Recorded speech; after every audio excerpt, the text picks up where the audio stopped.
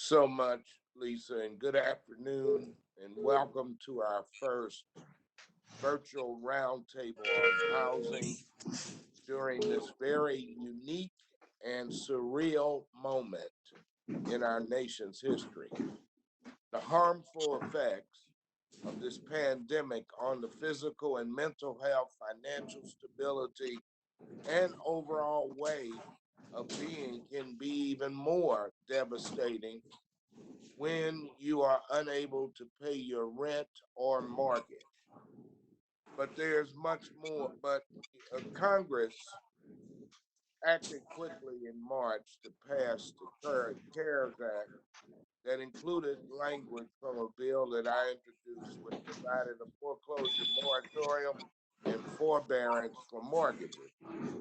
But there's much more that needs to be done. In particular, we need to ensure that our response to this crisis incorporates lessons learned from the 2008 financial crisis, which resulted in Black home ownership falling to 43% after an all-time high of home ownership. And just as many were starting to get back on their feet, another crisis of global proportions has hit and is disproportionately hitting minority households yet again.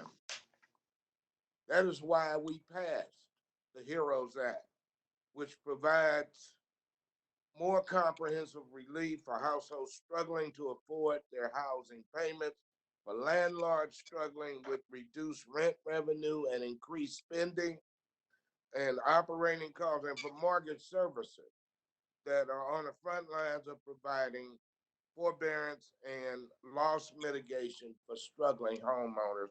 Federal Reserve Chairman Powell said it best that much more needs to be done on the spending side of the ledger by Congress, and I totally agree.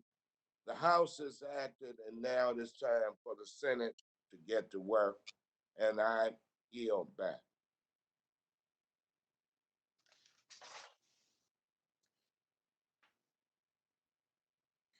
Oh, I'm sorry. I'm sorry. I need to recognize now. I acknowledge the ranking member, Steve Stivers, for his introductory remarks. Steve. Thank you, Chairman Clay. I appreciate you holding this virtual roundtable. Congress has taken extraordinary steps to address the unprecedented public health crisis and impact of our economy of the coronavirus. A $2 trillion spending in the CARES Act, combined with trillions more from the Federal Reserve, would have been unthinkable at the beginning of 2020, yet it passed with near unanimous support, and there's bipartisan consensus that the severity of the problem is big, and we need to work together to address it. Workers who aren't getting paid because of the health crisis can't pay their rent or their monthly mortgage. So the CARES Act provided forbearance for mortgage payments and protected renters from eviction. It also expanded and extended unemployment insurance so that that replaces income. That is very important so that people can pay their day-to-day expenses, including their rent and their mortgages. These dollars will help people not only pay their rent and mortgages, but also groceries, medicine, and all other expenses. My constituents' experience also made it clear that there's widespread confusion about how the forbearance is applied to many mortgages and how it works. Many homeowners felt they lacked the clarity from their servicer about what they owe at the end of their forbearance period. Luckily, the FHFA and Director Calabria, together with FHA Commissioner Brian Montgomery, acted quickly to clarify that lump sum payments are not required. I'm also grateful for the actions of other regulators that have made sure that they followed the spirit of the CARES Act, making sure that enforcement of consumer protection laws for vulnerable homeowners and renters are enforced. Thank you so much. I look forward to this hearing, and I yield back. Thank you, Representative Stivers. And at this time, I will acknowledge the chairwoman of the Financial Services Committee, Maxine Waters, for her introductory remarks. Madam Thank Chair. you, Chairman Clay. One of the most important things that we could do to respond to this pandemic is to keep people in their homes. If we fail to act, we will face a wave of evictions and foreclosures that will make it difficult for our economy to recover. The HEROES Act, which passed the House last week, included necessary measures that would go beyond the temporary foreclosure and eviction moratoriums and help keep people in their homes after those moratoriums are lifted, including a bill Mr. Heck and I introduced to provide $100 billion to support renters. So I look forward to hearing from our panelists today about how the pandemic is affecting our housing markets and how the HEROES Act would help address those needs. And with that, I'll yield back the balance of my time. Thank you so much, Madam Chair. I'm not sure if the ranking member McHenry, I don't think he's on for introductory remarks. Am I correct? That's right. Okay, then we will go on to the panel. I'd like to welcome our panelists and thank you each for joining us today. First, I'd like to welcome Kristy Fercho, Vice Chairman of the Mortgage Bankers Association and President of Mortgage at Flagstar Bank. Flagstar is the nation's 5th largest bank mortgage originator. Prior to Flagstar, Ms. Fercho spent 15 years with Fannie Mae, ultimately serving as Senior Vice President. Ms. Fercho, you may now give your introductory remarks for 3 minutes. Go ahead. Good afternoon, Chairman Clay, Ranking Member Stivers, and members of the committee. Thank you for the opportunity to testify on behalf of the Mortgage Bankers Association. In addition to being the Mortgage Bankers Association's chairman, I lead Flagstar's Bank Mortgage Division, a position I accepted in 2017 after 15 years with Fannie Mae. Flagstar touches all aspects of the mortgage market. We're a portfolio lender. We buy and sell loans to the GSEs. We're a Ginnie Mae issuer. We're a servicer. We provide MSR financing, and we're also a warehouse lender supporting independent mortgage bankers. From that position, I can speak to many of the policy proposals committee members are considering that impact housing as Congress continues to respond to the economic and health impact of this coronavirus pandemic. Let me begin by noting that mortgage servicers have played an integral role in providing an unprecedented amount of payment relief to our customers, as appropriately mandated by the CARES Act, all the while managing in real time high-touch operations from remotely, and just as every other impact or industry was impacted. In fact, MBA members have pivoted quickly to digital processes and interactions to ensure that American households can enjoy access to mortgage market during this time of social distancing. Since the beginning of March, MBA's members have provided mortgage forbearance to more than 4 million customers. Loans in forbearance grew from simply 0.25% of the loan service to now more than 8%.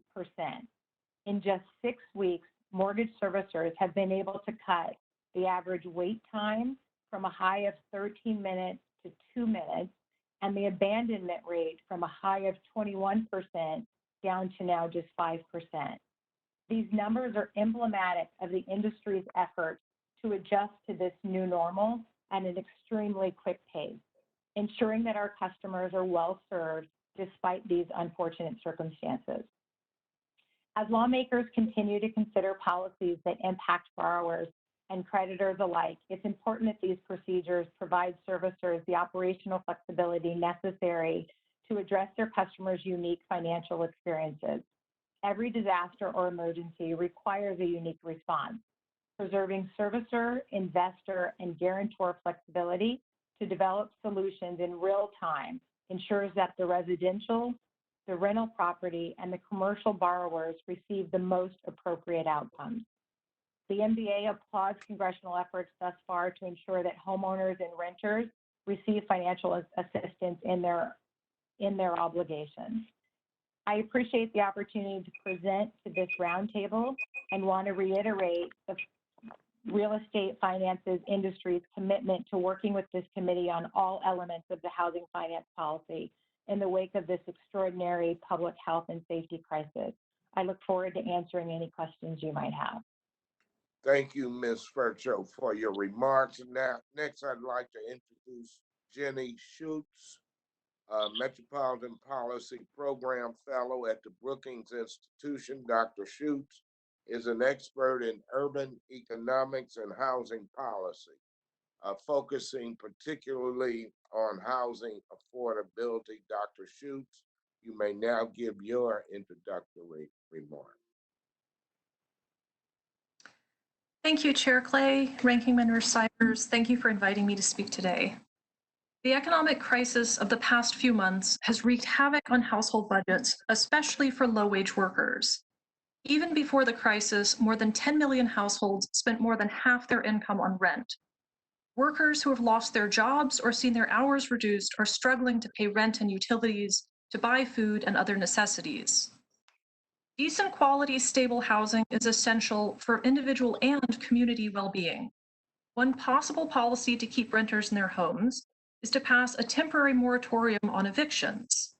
Suspending evictions may be appealing in the short term, but it is not a long-term solution. Eviction moratoriums could lead to further economic harm for 3 reasons.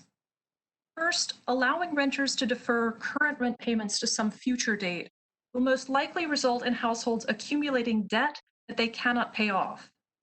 Families who cannot afford 1 month of rent now will face even greater difficulty paying several months of overdue rent when the moratorium comes to an end. Second, halting rent payments will have harmful ripple effects throughout local economies. Landlords rely on rent checks to pay their mortgages, insurance, utilities, and property taxes to local governments. Rent checks pay the wages of other workers. Large property owners employ in-house maintenance and housekeeping staff, while small landlords hire independent contractors, such as plumbers and electricians. When renters cannot pay their landlords, other workers and small businesses will lose income.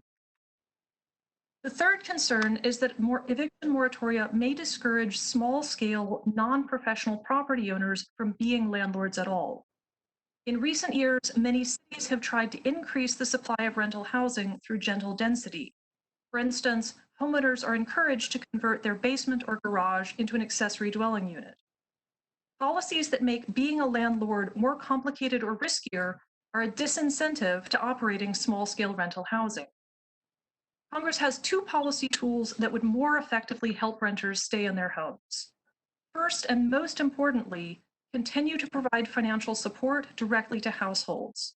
Replacing lost income will allow both renters and homeowners to pay for housing and other necessities.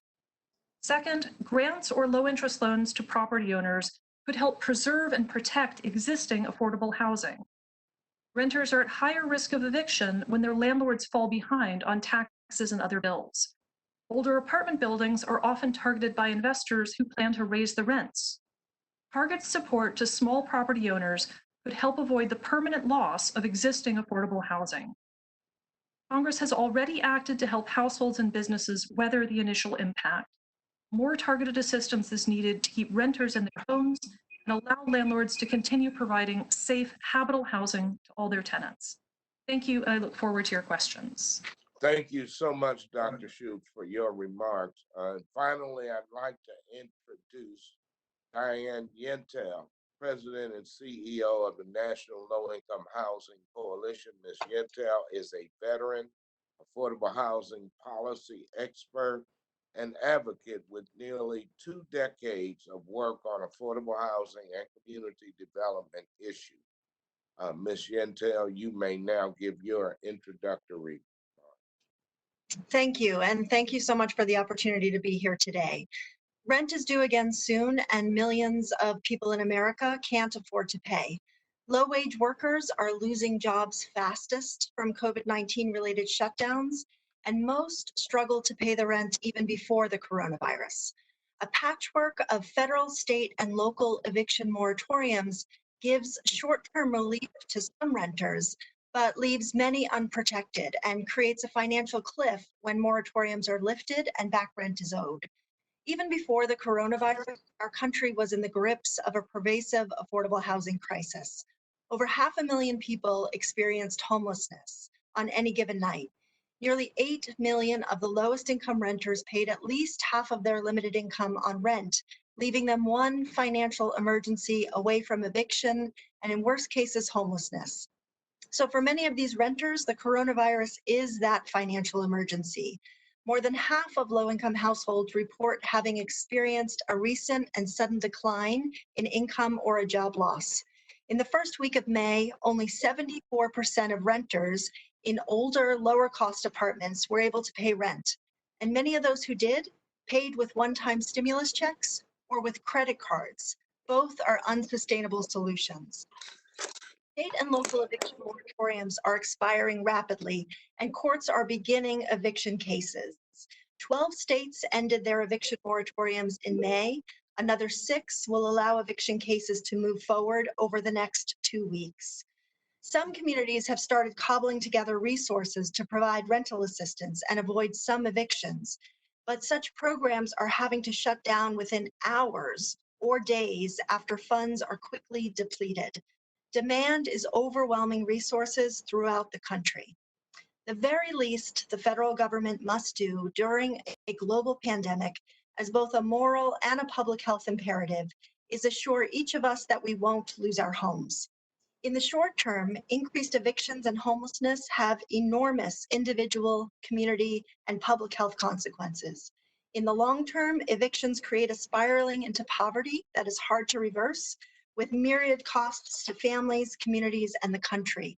Congress should implement a uniform national moratorium on evictions for the duration of the public health emergency. But eviction moratoriums on their own aren't enough. Without further action, we will end this crisis having burdened low-income renters with more debt and having lost some of our country's essential housing stock. Congress must provide at least $100 billion in emergency rental assistance, as proposed by Chair Waters and passed in the House in the HEROES Act. Without a significant federal intervention, there will be a rash of evictions and a spike in homelessness across the country. Every day of inaction puts more low-income renters at immediate risk of losing their home. Congress must act with urgency to prevent this unnecessary and costly outcome. Thank you for the opportunity, and I look forward to your questions. Thank you, Ms. Yentel, for your remarks. And I will now turn it over to committee staff to announce the order of member questions. Thank you, Mr. Clay. You will now have 3 minutes for your question, sir. Thank you. Let me start with Ms. Fercho. I wish to thank you again for your appearance and acknowledge the importance of diversity as I appreciate that women, all women happen to be on this panel today, African Americans and other minorities who are underrepresented in the mortgage and housing industry. So we thank you for being here today. As you are aware, Fannie Mae and Freddie Mac moved closer this week to ending their stay in conservatorship when they announced that they are looking for financial advisors to assist in a stock offering that removes the companies from government control. And the FHFA announced Thursday that it is proposing a new rule to allow the GSEs to rebuild their capital bases in advance of leaving conservatorship. The timing is rather asymmetrical and a little odd given that we are in the midst of a global pandemic, but could you comment on those actions and the potential effects on the housing and mortgage markets? President Clay, having spent 15 years of my career at Fannie Mae, I can certainly appreciate the desire of FHFA and the GSEs to get out of conservatorship. I think the announcement of the RFP to be able to look for financial advisors, I think in order for the GSEs to get out of conservatorship and ultimately exit that, that's an important step for that to be taken. Establishing a strong and credible capital framework that allows the GSEs to be able to support liquidity throughout credit cycles is one of those critical steps, and one, frankly, that as they were put in conservatorship is a critical piece to ensure their success coming out of it. It is equally important that we lock in any of the key reforms that were put in place over the last decade, such as fair pricing, such as market access for lenders of all sizes. I think those steps that have taken place through conservatorship in leveling the playing field and ensuring the continued access to liquidity in the market has been very useful. And only after those steps, I think, have been completed should the GSEs be permitted to exit conservatorship. Thank you for that response. And real quickly, Dr. Yentel and Schuet, could either one of you discuss the feedback which you have received from members of your coalition regarding the experiences of renters and homeowners during this pandemic? Oh, I see my time is up, but if you could, either one could share anecdotal with us. Sure. Well, I would say anecdotally and from research, we know that low-income renters are really struggling right now to figure out how they're going to pay the rent. Some have been able to make ends meet over the last month or two, both with the direct stimulus checks that they received, and many are using borrowed money to pay the rent. They are using their credit cards, they're getting payday loans, and other really, in the long term, harmful ways to be paying for a roof over their head. So we're very concerned, and they are as well. One, increasing debt that they won't be able to pay off. Even more immediately, people are very afraid of being evicted and of becoming homeless in the pandemic. Thank you. Mr. Stivers, you will now have 3 minutes for your questions. Thank you very much. I appreciate that. Mrs. Fercho, you work for a depository institution that originates and services home loans. Can you give this committee some understanding of what the homeowner experience looks like when they request forbearance, and whether there's been any confusion about whether there's lump sums that are due at the end of the forbearance period? Absolutely. So, the experience has been, and I think when the CARES Act was implemented, I think the speed at which that was implemented, servicers really jumped into action to be able to help borrowers as quickly as they can. As you heard me talk about in my opening remarks, the turn times or the call times were extended initially, and we worked very quickly to staff up those call centers to be able to answer borrowers' questions. I appreciate the concern about the confusion, and I do believe that based on some of the initial announcements and then states and the media coverage around that, I think there was some initial confusion around mortgage payment waivers or holidays, if you will, that were actually forbearance programs. And so we've worked with the CFPB and the GSEs and the agencies to better and more consistently put out messaging to consumers about forbearance. What is it? What are their options? And especially around the end of forbearance. The CFPB provided a very helpful video that the MBA supported that Flagstar, among many other lenders, have on their website, which I think helps clarify some of that confusion. And then you may have seen just last week, FHFA made an announcement about the payment deferral program, which I think did provide the necessary and needed clarity that would help borrowers understand or provide other options to borrowers other than that lump sum repayment that Great. was at the top of the waterfall. Thank And so you. I think that is going to be very useful. Thank you. Thanks for that answer. Absolutely. Ms. Schuetz, there was bipartisan support for the original eviction moratorium and forbearance provisions in the CARES Act. Now there are proposals to extend it beyond far beyond the 120 days. You recently wrote an article entitled "Halting Evictions During Coronavirus Isn't as Good as It Sounds." Can you elaborate on any unintended consequences that may occur if renters who can afford to pay choose not to pay for up to 12 months? Sure. So the biggest danger for renters not paying their landlord is that all of the people who depend on those payments farther downstream won't be able to get paid for the jobs that they do. One of the big impacts is likely to be that landlords won't be able to make their property tax payments to local governments. We know that this is a time when local governments are very strapped for resources. Sales tax and many of their other forms of revenue are falling at a time when they're needing to provide more services to their constituents. In addition, the workers who work for property management companies, contractors who provide habitable housing won't get paid. So rent has a big ripple effect, a multiplier effect in the local economy. And if those rent payments dry up from people who don't have money can't pay it, but if people who do have their jobs and can afford to make payments choose not to, then there'll be serious consequences for all the tenants in a building. Thank you. I yield back. Thank you. Ms. Waters, you will now have 3 minutes for your questions.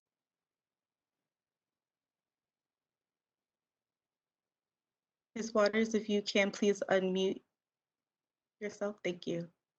I'm very appreciative for your comments about the $100 billion allocation in the HEROES bill. But I'm also very interested about uniformity.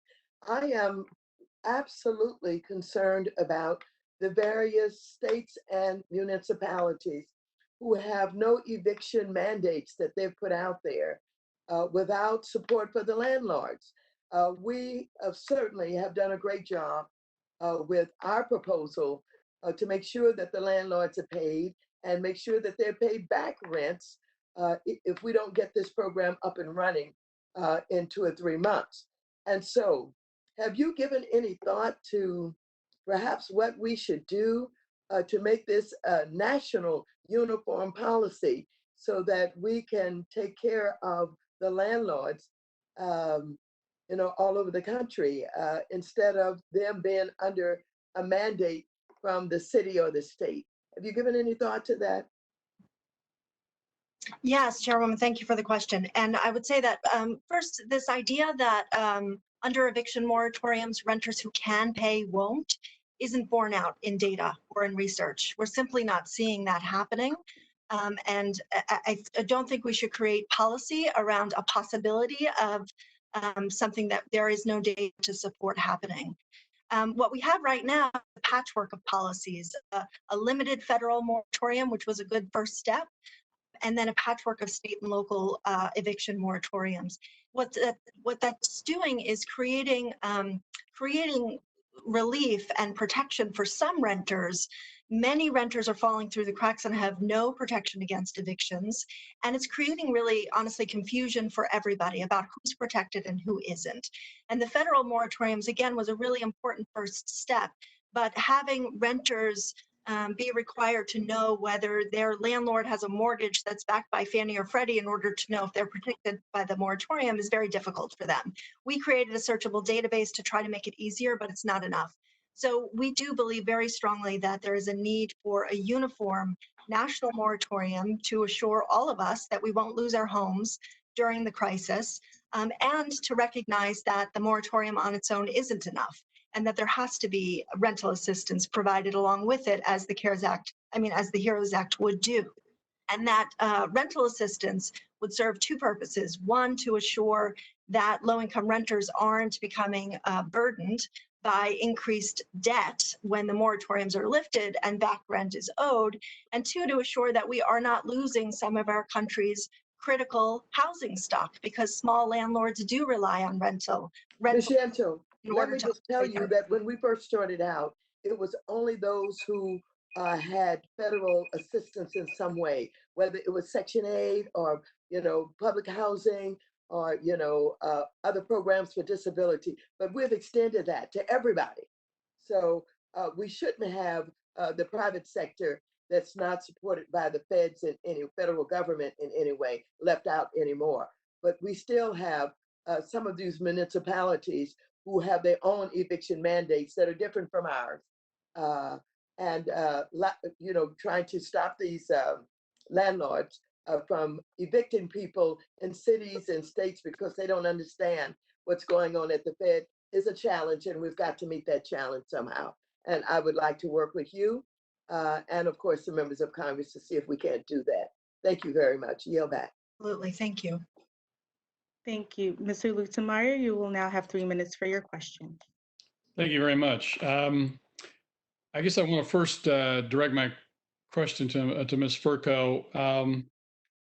One of the things that's, as we've listened to the testimony here today, we've got renters that can't pay their rent, so therefore the landlords can't make their payments.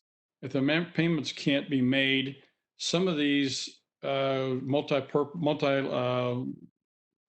housing complexes are packaged into securities that are mortgage-backed securities. And so can you tell me the implications that we have with regards to the owners not being able to make their payments on these mortgage-backed securities? How are those things, and the servicers that are collecting those funds, how's this all working? Well, I think the guidance that we have gotten and with the GSE's decision to limit the payment forward of the servicers or the advancing of the servicers to 4 payments, and then the GSEs would step in after that, allowed for then loans that were in those securities not to have to be pulled out, but the GSEs would support that after the servicers advanced those 4 payments. So I think that was a critical step that FHFA provided, and I think that's going to continue to ensure that the investors get their payments covered and you don't have to pull those loans out of securities. So the investors will be protected in that. So are you telling me at this point, the action that was taken has sort of stemmed the tide, sort of eliminated the problem for a period of time here? I think it was a great first step. I think, another kind of opportunity is continued to provide a liquidity facility for those servicers, and providing that kind of in advance of need. Certainly with the forbearance rate slowing down, and we're starting to see some leveling off of that. I think that has been good. But I think with the tail on this, we're still not sure how much longer this has. And so a liquidity facility put in place will be a necessary step to ensure that the market continue to perform and that assistance be provided to investors and servicers. One of the things that really concerns me is the forbearance situation. I think the regulators have got to have forbearance with the banks and entities that are financing these things, and then they need to have forbearance with their customers or their renters or whoever, because if we don't, we're going to wind up with a situation like we did in 08 and 09, where the regulators come in, classify entire lines of business, kick it out of the bank. You wind up causing the bank to go under, the businesses to go under, and the communities to go under. And we can't allow that to happen. So forbearance, in my mind, is a really, really big deal. With that, I yield back. Thank you very much. Thank you, Mr. Lutemeyer. I will now go to Mr. Cleaver for 3 minutes for his question. Mr. Cleaver, you're currently muted at the moment. Sorry. Thank you, Mr. Clay and Chairwoman Waters for this meeting. We're making adjustments to the new world. But let me just say, I think Ms. Waters had some extraordinary vision in getting inside the housing portion of the HEROES Act rental assistance that also allowed some of the rental dollars to be used for paying utility bills. Because I think it was Ms. Schultz who talked about something similarly earlier, that it's not going to be beneficial if after this period is over, you owe $5,000 on your utilities. So I think that's significant, and likewise, I think any way that we can have a substantial rental assistance without having piled up on the end when they get ready to move, a $15,000 bill to get their rental assistance. I'd like for someone to help me with, are there real eviction risks that exist, which I presume would exacerbate the healthcare crisis?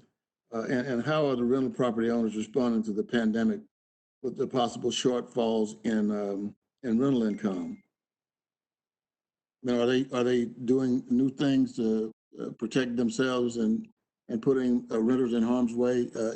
Anyone, please. I can speak to that. So a lot of landlords are doing one-off negotiations with their tenants.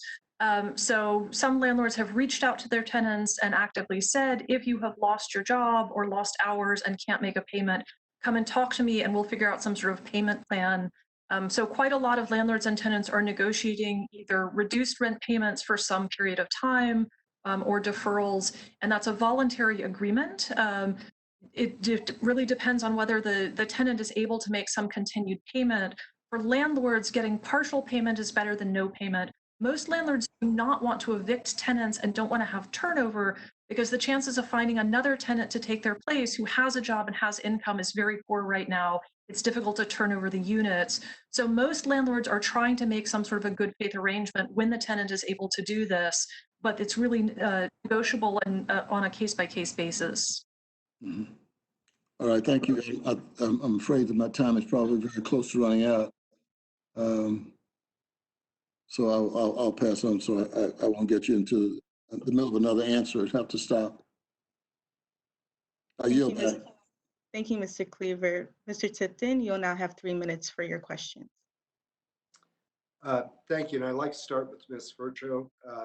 We've seen many segments of the mortgage markets augmented during this crisis. And could you maybe speak to where you see the markets 6, 12, 18 months down the road?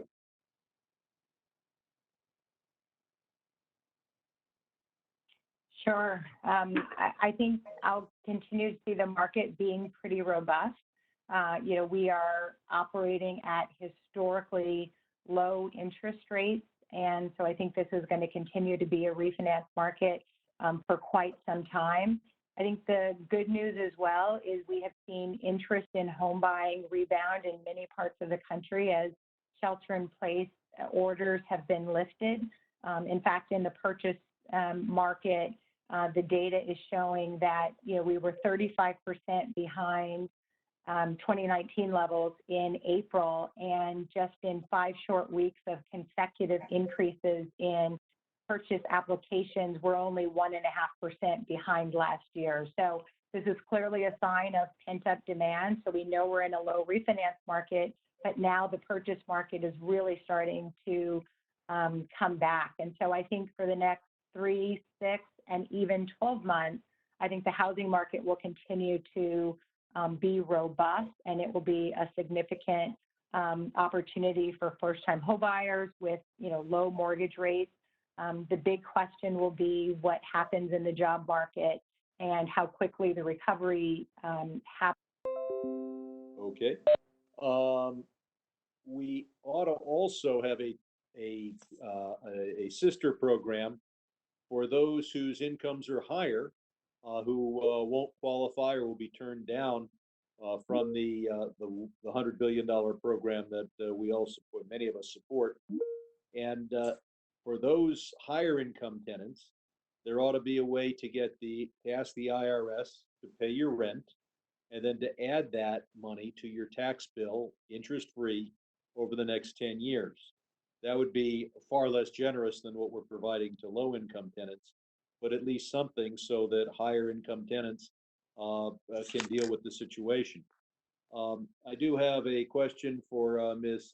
Fercho, and that is to focus on the mortgage servicers. We've been, I believe the Fed ought to establish a facility for them. I was talking to FHFA and they say, well, look, the mortgage servicers as a group, there are several hundred of them, have a fair amount of money. But is there a risk that some of the mortgage servicers do not have enough money to be able to pay the mortgage investors without getting paid by the homeowners? And do we need a Fed facility to make sure that at least some of them are not going under?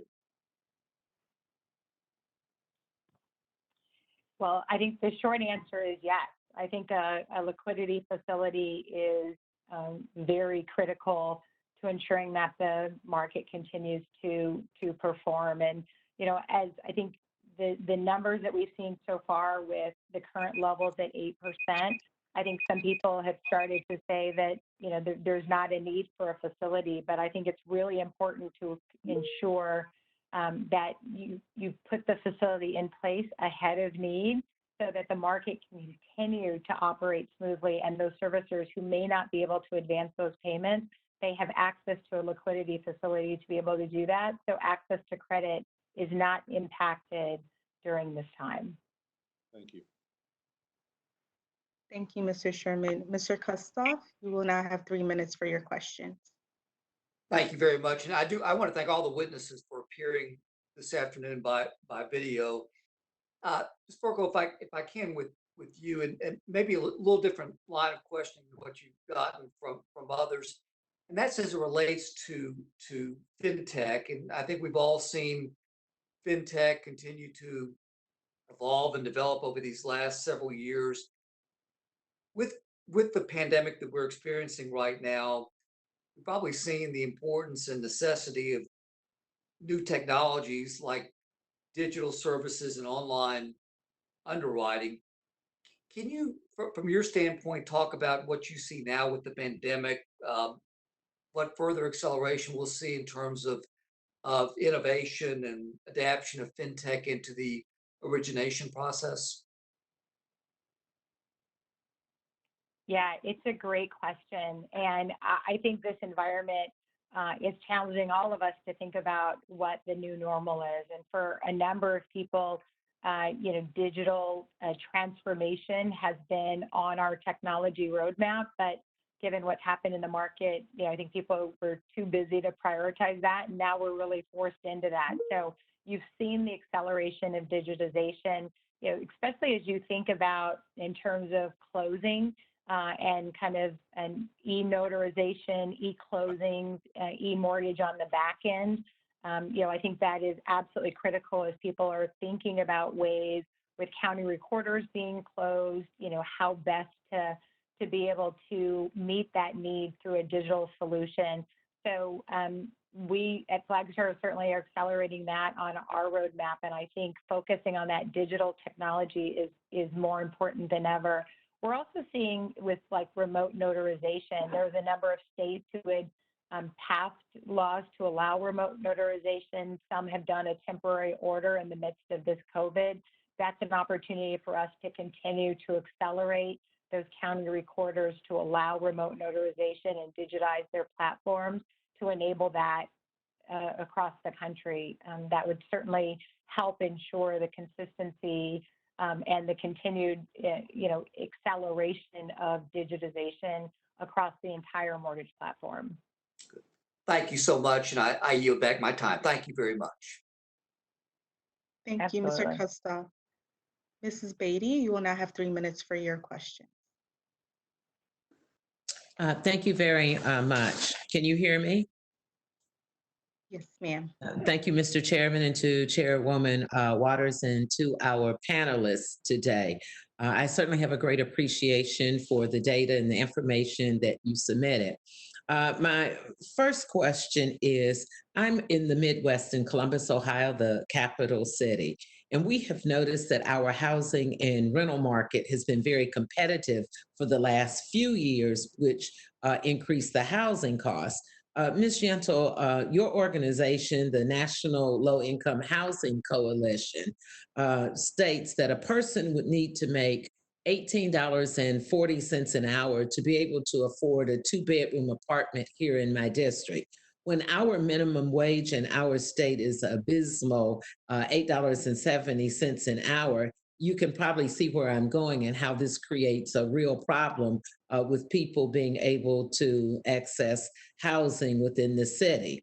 And Columbus now is a very popular place to work, live, and do business. And this can be a double-edged sword because it creates some real stresses on the housing market, which leads to things like gentrification and pricing people out who have lived in Columbus for all their life. Ms. Yentel, can you discuss the impacts of this pandemic on the very competitive rental markets in places like my district?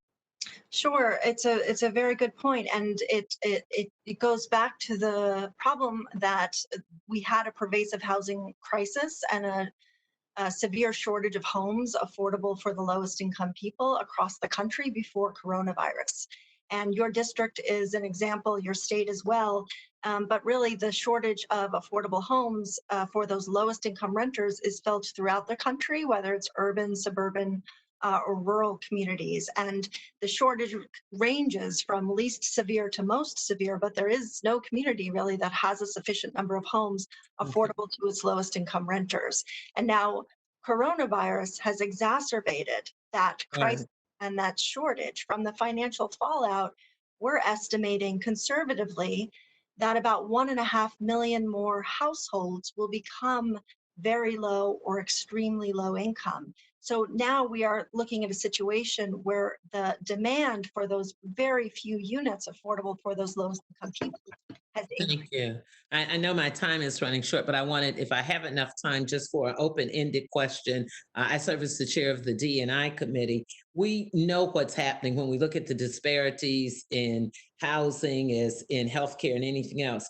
Can any of you tell us what Congress should be doing to ensure that the wealth gap and the home ownership gap are not exacerbated during this pandemic?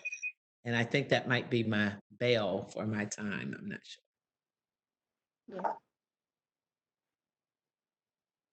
Yeah. Thank you, Ms. Beatty. Thank you. We'll now go to Mr. Rose for 3 minutes for his question. Thank you to Chairman Clay and Ranking Member Stivers, and to our panelists for being available today. I had a few questions for you, Ms. Schuet. You co-wrote an article entitled "Flexible Zoning and Streamlined Procedures Can Make Housing More Affordable." Can you discuss how flexible zoning measures can help drive down the cost of building new affordable housing? Sure. So one of the reasons why many districts have this shortage of affordable housing that the Congressman was just discussing is that we have made it virtually illegal in most parts of the country to build multifamily housing.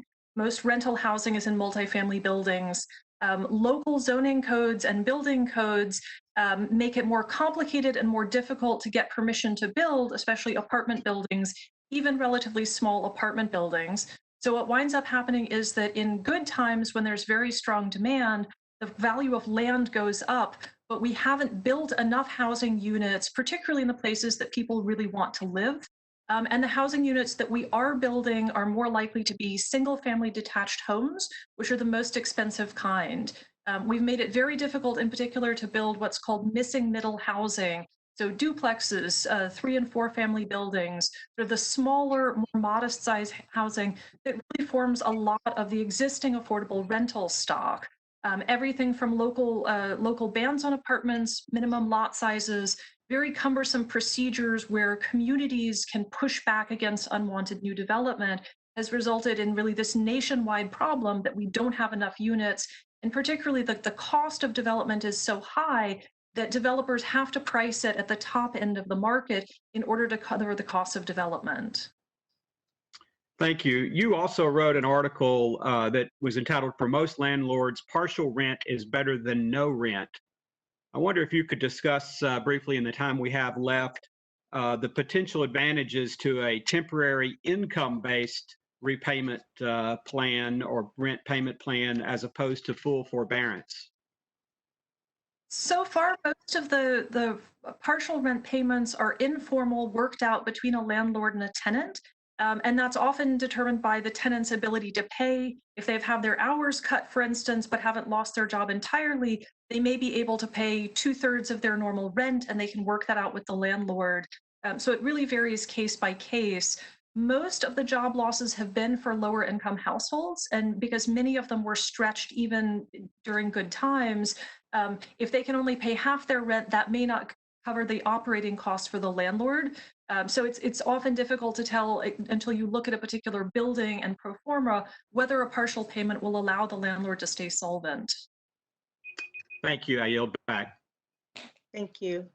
We will now go to Mr. Green for 3 minutes for his questions.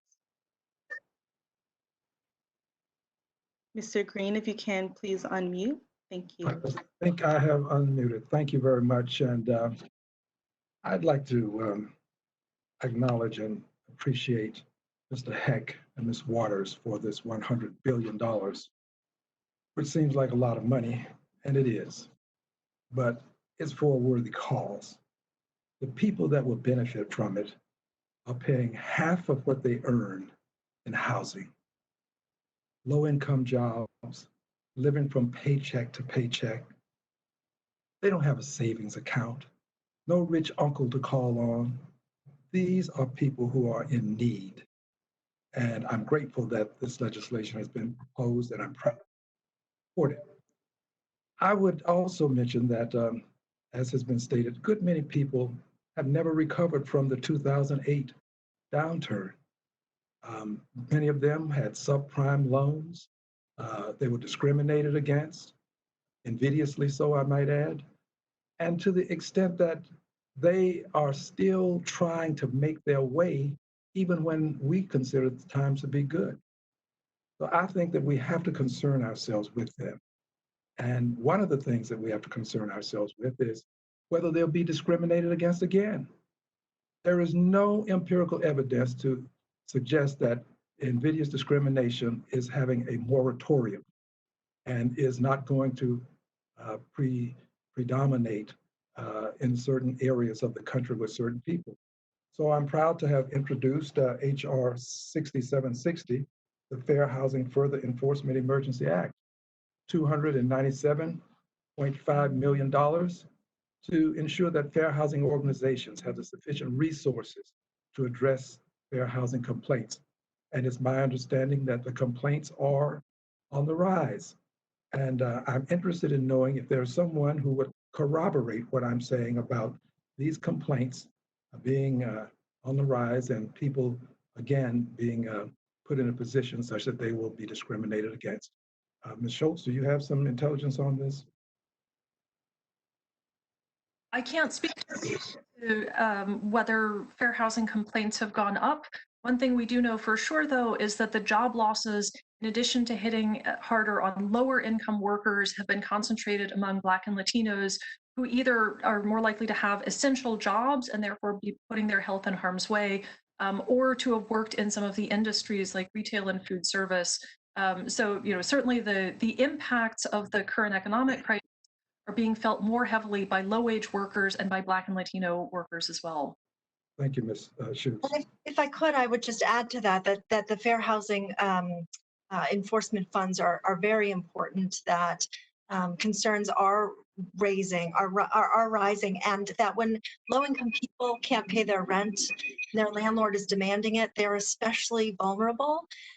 We're actually seeing increased instances of sexual harassment from some predatory lenders to demand sexual favors in order to not evict their tenants. So this crisis, this rental housing crisis that low-income people are in, has always made them vulnerable to predatory schemes. And now more than ever, because people fear if they lose their homes, they might contract the coronavirus. So it's another reason why both fair housing enforcement and rental assistance funds are really important to keep people safe and secure in their homes. Thank you. My time is up and I'm grateful.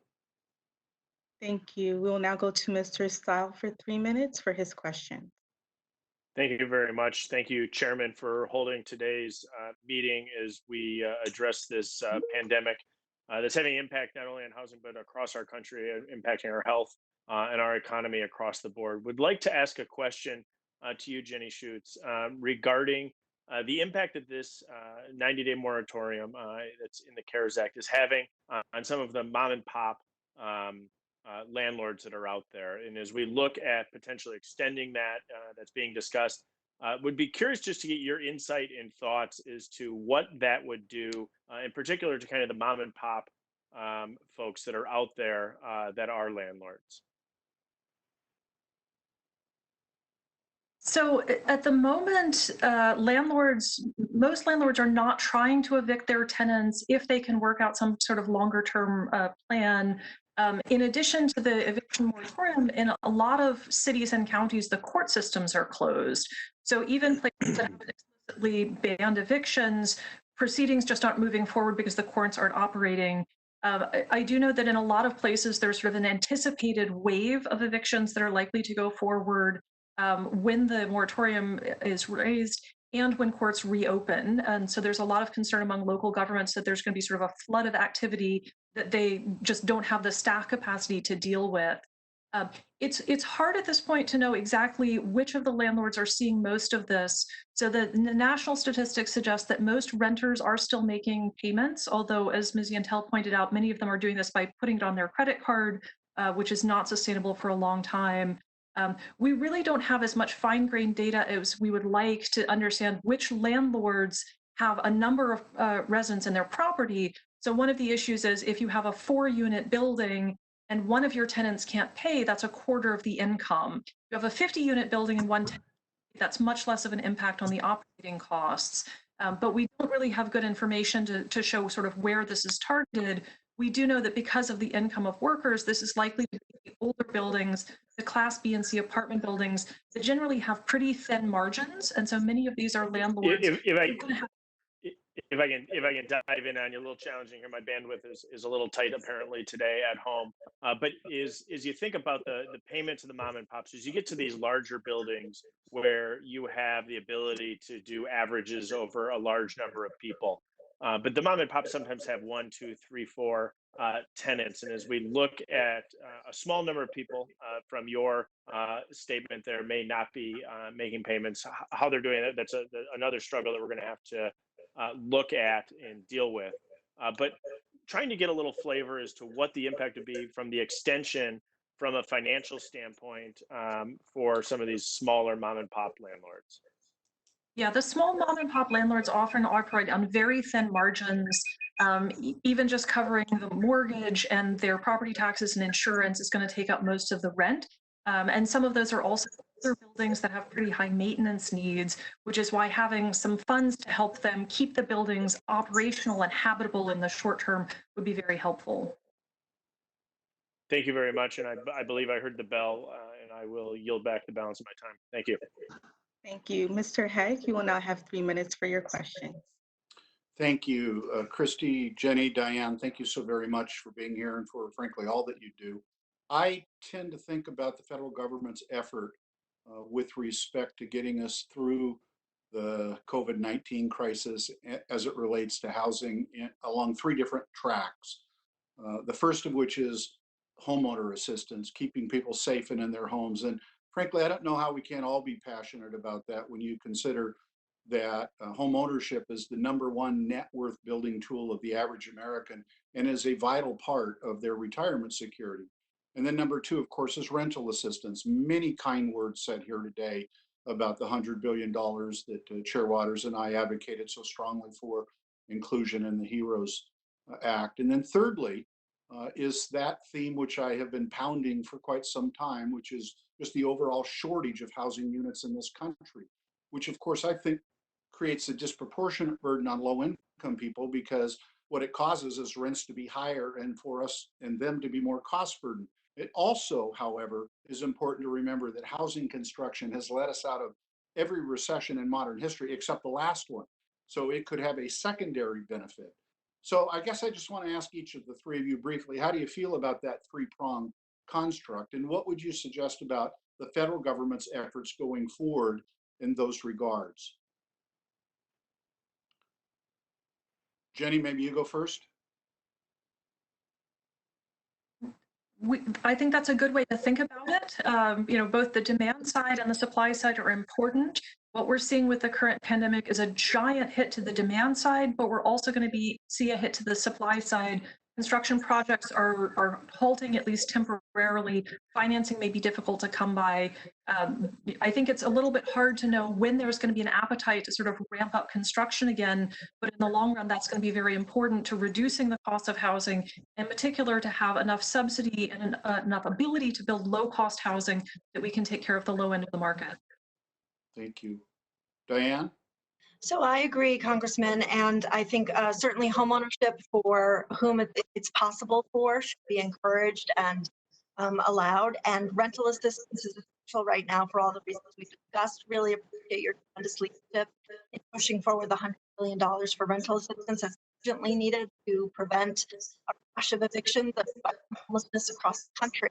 And then longer term, certainly we have to produce affordable housing. And there too, you have a couple of bills I think are the right approach. One, to reduce zoning so that the private market can produce restrictive zoning laws, that the private market can produce more housing that's affordable to middle income people, and then to direct federal subsidies to the National Housing Trust Fund so that affordable homes can be built for lowest income renters who need it. Thank you. Thank you. We'll now go to Mr. Lawson for 3 minutes for his question.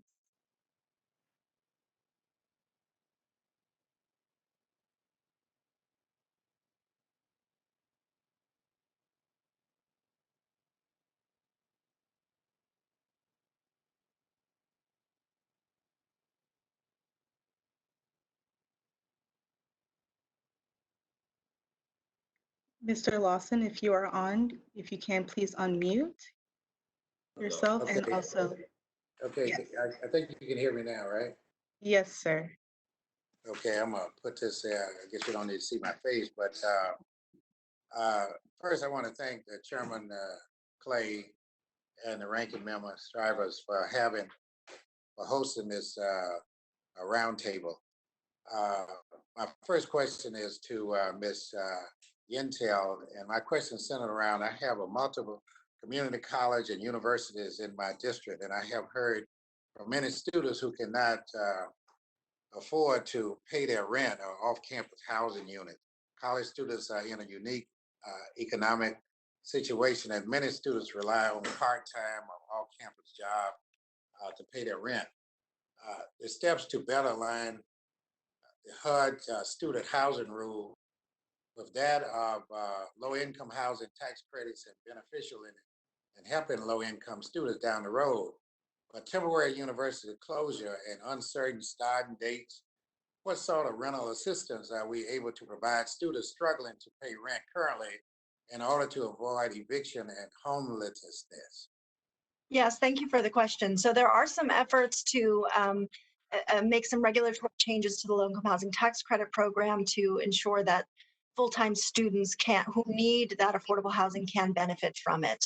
And I think your question really points again to the need for more investments in solutions that make homes affordable to very low or extremely low income people, including very often full-time students. We're seeing across the country an increase in the number of full-time university students who are homeless, and they're sleeping in their cars or they're sleeping in RVs and going to class all day and trying to work a job, and it's completely unsustainable and unacceptable. So increases in the Section 8 voucher program, rental assistance that's proven to end homelessness and end housing poverty for all who need it, increased investments in the production of affordable homes for the lowest income people are badly needed. Those students are some of the 75% of people in our country who are eligible for and need housing assistance, but don't receive any because we have essentially a housing lottery system where only 25%, the lucky 25% gets the help that they need.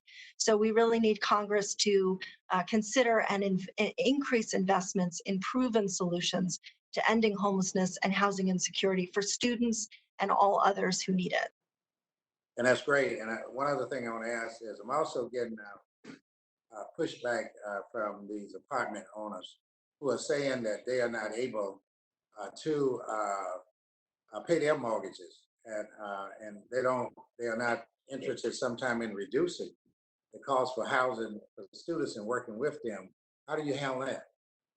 Well, again, I think in this moment, when related to coronavirus, it points back to the need for emergency rental assistance because certainly some of those smaller landlords can't continue to maintain and operate their properties if they don't have rental assistance coming in. And so providing emergency rental assistance in some cases to the landlords to cover the lost income for their tenants, directly to the tenants to be able to pay the rent, is going to help both the small landlords and the low income renters who live there.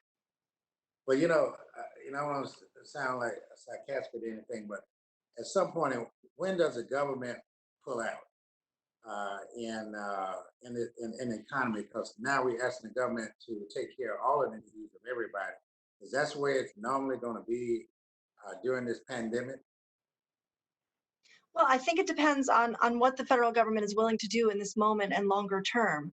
But certainly when we're talking about the lowest income renters, extremely low income people, whether they're students or seniors, people with disabilities, families working really low wage jobs, the private market can't operate and maintain apartments that are affordable to them because they don't get enough income from the rent that they can afford. And so the federal government has a very important role in stepping in to alleviate this market failure and provide subsidies to make those homes affordable for the lowest income people. That's the role of the federal government, to provide that safety net, to correct for market failures. And when it comes to housing for the lowest income people, it's an essential role for them to play. Well, I think somebody need to convince the president of what you're talking about, because I think the president just think that the government shouldn't be doing all of this. And I don't know anything else that we can do except try to help stabilize the economy so it doesn't drift into a recession. Mm-hmm. With that, Mr. Chair, I yield back. Thank you, Mr. Lawson. We'll now go to Mr. Clay to conclude today's roundtable.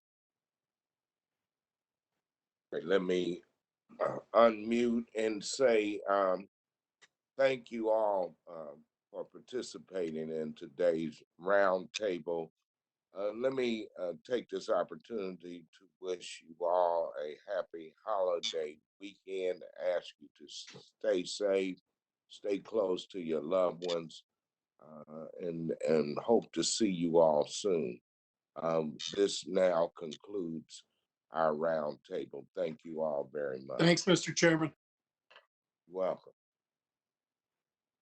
Mr. Chairman. All right.